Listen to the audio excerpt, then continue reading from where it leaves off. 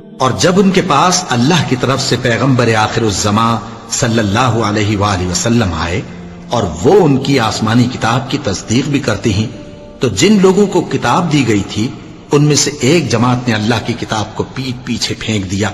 گویا وہ جانتے ہی نہیں، اور ان چیزوں کے پیچھے لگ گئے جو سلیمان کے عہد سلطنت میں شیاطین پڑھا کرتے تھے۔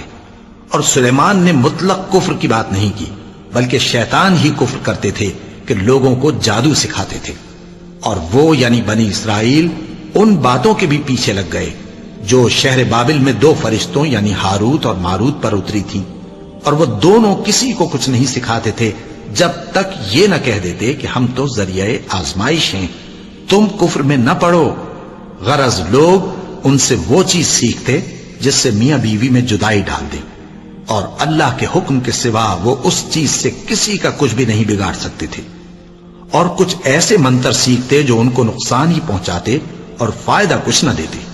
اور وہ جانتے تھے کہ جو شخص ایسی چیزوں یعنی سحر اور منتر وغیرہ کا خریدار ہوگا اس کا آخرت میں کچھ حصہ نہیں،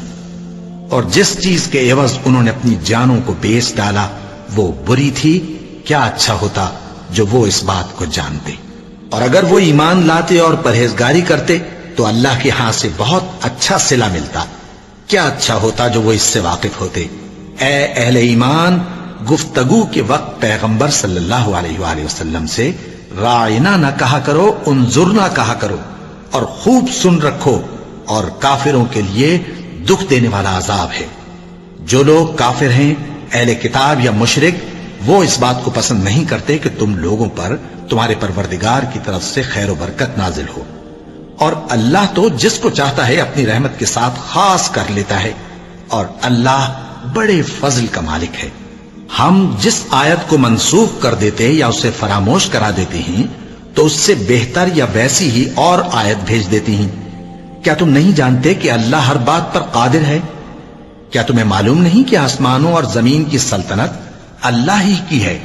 اور اللہ کے سوا تمہارا کوئی دوست اور مددگار نہیں۔